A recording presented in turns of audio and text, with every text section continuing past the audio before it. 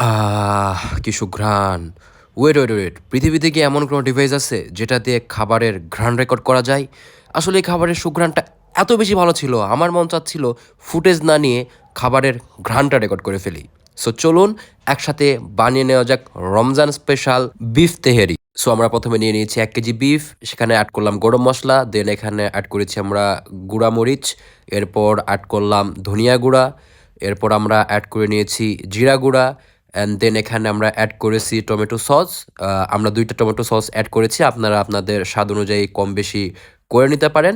দেন sauce add করার পর আমরা অ্যাড করে নিচ্ছি এখানে টক দই। টক দইটা প্রথমে আমরা খুব ভালোভাবে ফাটিয়ে মিক্স করে নিব, দেন আমরা টক দইটা অ্যাড করে দিব, দেন এরপর আমরা অ্যাড করে নিব স্বাদ মতো লবণ। এরপর আমরা অ্যাড করব আগে থেকে কুচিয়ে রাখা পেঁয়াজ, কাঁচামরিচ অ্যান্ড আদা রসুনটা রেখে দিচ্ছি, এটা পরে অ্যাড করব। এরপর যে আমরা এর ভিতরে অ্যাড করে দিব সয়াবিন তেল। আসলে সয়াবিন তেল পলিথিন আছে, cause as usual olive oil খাওয়া হয়, বাট তেহরি রান্না করার জন্য অল্প একটু সয়াবিনের তেল নেওয়া হয়েছিল। এখন চলুন যাওয়া যাক মেন চ্যাপ্টারে। এটাকে খুব ভালোভাবে মিক্স করতে হবে যাতে সবগুলো মশলার উপকরণ প্রত্যেকটা গোস্তের সাথে খুব ভালোভাবে মিশে যায়, এবং মিক্স করার পর জাস্ট ফাইনাল লুকটা দেখুন, অভাবনীয় চোখ ধাঁধানো কালার। অ্যান্ড এই পর্যায়ে আমরা আগে থেকে কুচিয়ে রাখা আদা এবং রসুন অ্যাড করে দিব। সো চলুন এখন চুলা জ্বালানো যাক। এ পর্যায়ে আমরা চলে আসছি আমাদের রেস্টে রাখা বিফের কাছে।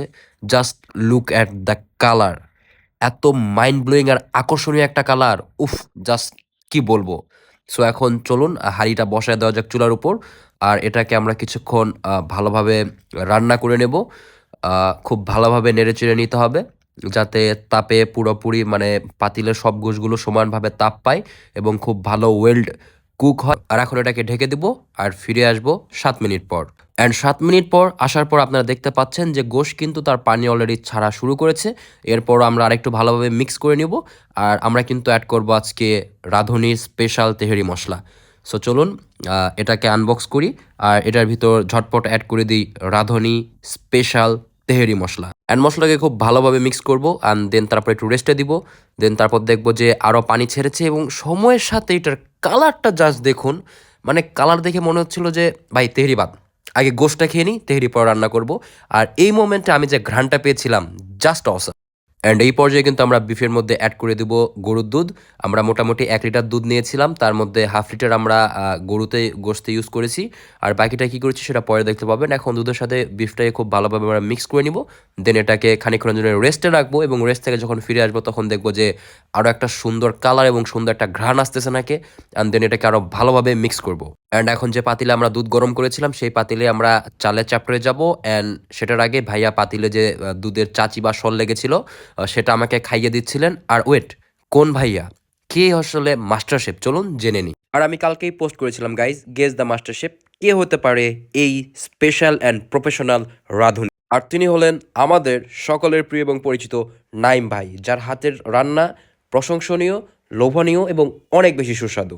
তো চলুন রান্নায় ব্যাক করা যাক। আর আজকের তেহরিতে আমরা ব্যবহার করছি বাংলাদেশি সুগন্ধি চিনি গুঁড়া চাল। সো প্রথমে আমরা এটাকে একটা বড় পাত্রে নিয়ে নিব যাতে ধুতে সুবিধা হয়। এরপর পানি দিয়ে আমরা চালটাকে খুব ভালোভাবে ধুয়ে নিব এবং প্লেটে রাখবো পানি ঝরানোর জন্য। এবং আমরা চলে যাব পাতিলে। পাতিলে আমরা আগে সয়াবিনের তেল গরম করে নিয়েছি, এবং এটাতে এখন আমরা অ্যাড করব দারুচিনি, এবং আরও যুক্ত করবো আগে থেকে কুচিয়ে রাখা আদা এবং পেঁয়াজ। আর এই সব উপকরণকে খুব ভালোভাবে ততক্ষণ পর্যন্ত ভাজতে হবে যতক্ষণ না এরকম সুন্দর ব্রাউন কালার চলে আসে। আর যখন এরকম ব্রাউন কালার চলে আসবে তখনই আমরা এর সাথে যুক্ত করে দেব চাল। চাল যুক্ত করার পর এখানে আমরা হাফ লেবু খুব ভালোভাবে অ্যাড করে নিব, দেন এটাকে খুব ভালোভাবে মিক্স করে নিব ততক্ষণ পর্যন্ত যতক্ষণ না চালগুলো আবার সেই আগের মতো ব্রাউন হয়ে আসে। আর এখন আমরা অ্যাড করব ১ চা চামচ লবণ, আর এটাকে খুব ভালোভাবে মিশিয়ে নিব। অ্যান্ড আপনারা দেখতে পাচ্ছেন চাল কিন্তু অলরেডি ব্রাউন হয়ে গেছে। সো আমরা এখন এই মুহূর্তে অ্যাড করব দুধ। আগে বলেছিলাম না যে আধা কেজি দুধ গরুর গোস্তে ব্যবহার করলাম আর বাকিটা রেখে দিচ্ছি, সেই আধা কেজি দুধ এখন ঢেলে দিলাম এবং এটাকে খুব ভালোভাবে চালের সাথে মিক্স করে নেব। আর এখন অ্যাড করব স্পেশাল বিরিয়ানি মশলা, যেটা কিনা আগে হাফ আমরা বিফে ইউজ করেছিলাম আর বাকিটা চালের সাথে অ্যাড করে দিলাম। অ্যান্ড এটাকে আবার খুব ভালোভাবে নেড়েচেড়ে মিশিয়ে নিতে হবে। আর এখন যখন দেখবেন যে এই চালের কনসিস্টেন্সিটা কিছুটা পায়েসের মতো হয়ে আসছে, তখন কিন্তু এই পর্যায়ে আমাদের মেইন আকর্ষণ, আমরা কিন্তু আমাদের বিফটা এখন অ্যাড করব। আচ্ছা, অ্যাড করার পরে আগে বিফের চেহারাটা দেখুন, মাশাল্লাহ! আমি মানে বিফের যে ঘ্রাণটা পাচ্ছিলাম আর এটার যা কনসিস্টেন্সি আর যা চেহারা, আমি আগে এখান থেকে নিয়ে কয়েক পিস খেয়েছি, দেন বলছি ভাই অ্যাড করেন। কজ এত লোভনীয় বিফ আমি ডিরেক্ট চালে অ্যাড করবো না টেস্ট করে, এটা কখনো হতেই পারে না। সো চলুন এখন এটাকে ভালো করে নেড়ে চেড়ে আমরা চালের ভিতর অ্যাড করে দিই, নাহলে আমি বেশি খাইলে পরে তেহেরিতে গোশ শোট পড়ে যাবে। দেন আমরা বিফটাকে চালের সাথে অ্যাড করে দিই এবং এটাকে খুব ভালোভাবে পুরা পাতিল থেকে চেঁচে নিই এবং এর ভিতরে আমরা গরম পানি অ্যাড করি এবং গরম পানির সাথে বিফটাকে খুব ভালোভাবে মিক্স করে নিই। আপনারা এখন দেখতে পাচ্ছেন যে অলরেডি কিন্তু তেহেরির একটা ফেস রিভিল হয়ে গেছে এখানে, হ্যাঁ। সো চলুন সামনের দিকে আগানো যাক। আরও কিছুক্ষণ নাড়ানাড়ি করার পর আমরা দেন আবার অ্যাড করে দিই গরম পানি এবং এটাকে আবার ভালোভাবে মিক্স করি। আর এরপর এটাকে চারিদিক থেকে একদম সুন্দর সমান করে আবার রেস্টে দিয়ে দিই। 7 মিনিট পর ফিরে এসে আমার নাকে বাড়ি লাগে এক তীব্র সুগন্ধ, যেটা আমার মনকে মানে মুখরিত করে দেয় এবং আমি এটাকে খুব ভালোভাবে আবার নেড়ে চেড়ে নিই এবং আমরা দেখি যে নিচ থেকে লেগে গেছে কিনা। আপনারাও কিন্তু এরকম লো হিটে রাখবেন এবং একটু পরপর এসে চেক করবেন। অ্যান্ড দেন এ পর্যায়ে আমরা অ্যাড করে দিব কয়েকটা আস্ত কাঁচামরিচ, যেটা সৌন্দর্য প্লাস স্বাদ দুটাই বৃদ্ধি করে। এ পর্যায়ে আমরা অ্যাড করব 2 চামচ লবণ এবং এই মুহূর্তে আমরা অ্যাড করব দেশি গাওয়া ঘি এবং এটাকে খুব ভালোভাবে আমাদেরকে মিক্স করে নিতে হবে এবং সুন্দরভাবে মিক্স করার পর এটাকে আমরা চারদিক থেকে সমান করে ঢেকে দেব। শুধু তেহেরি কেমন লাগে, তো চলুন একটু সিদ্ধ ডিম ভেজে নেওয়া যাক। আর অলরেডি দেখতে পাইতেছেন মাস্টার শেফ কিন্তু ফ্রাই প্যানের ভিতর আগুন লাগাই দিছে, তার ট্রিক্স দেখাচ্ছে অলরেডি, তার যে স্কিলটা আছে সেটা প্রপারলি শো করলো। একদম ফ্রাই প্যানে আগুন আগুন লাগাই দিয়ে আমি তো ভয় পেয়ে গেছিলাম যে আল্লাহ কি না কি হয়। তবে শেষ পর্যন্ত তিনি প্রপারলি ডিমগুলা সুন্দরভাবে ভেজেছিলেন, আমরা খেয়েছি। আর এখন হচ্ছে সালাদ বানানোর পালা। এখানে কিন্তু অলরেডি শশা কাটিং চলছে আর আপনারা দেখতে পাচ্ছেন আমাদের মাস্টার শেফের যে স্কিল, তিনি তার দক্ষ হাতে কি সুন্দর পরিপাটি করে একদম কুচি কুচি করে ফেললেন শশাগুলো। এখন চলছে পেঁয়াজ কাটিং, পেঁয়াজগুলোকেও সুন্দরভাবে ঝুরি ঝুরি করে নিলেন।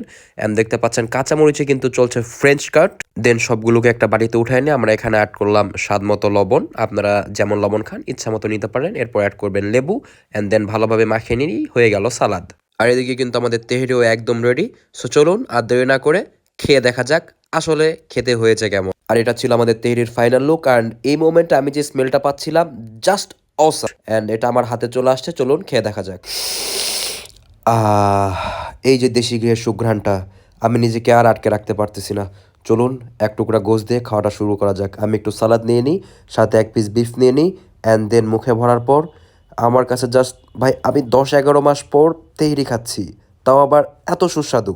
আমার জিহ্বা আসলে কনফিউজ যে মিশরের মাটিতে এত সুস্বাদু খাবার কোথা থেকে এলো। আর চলুন আপনাদেরকে দেখাই দিই যে গোশ কেমন সিদ্ধ হয়েছিল। আপনারা অলরেডি দেখতে পেলেন যে গোশটা খুবই প্রপারলি বয়েলড অ্যান্ড সর্বোপরি খাবারটা অনেক বেশি মজা ছিল, যেটা খাওয়ার পর আপনার মুখ থেকে মন থেকে অটোমেটিক বেরোবে wow. So guys that's all for today. Never forget to like share and subscribe and always stay tuned with Zakir on the way, no way to skip.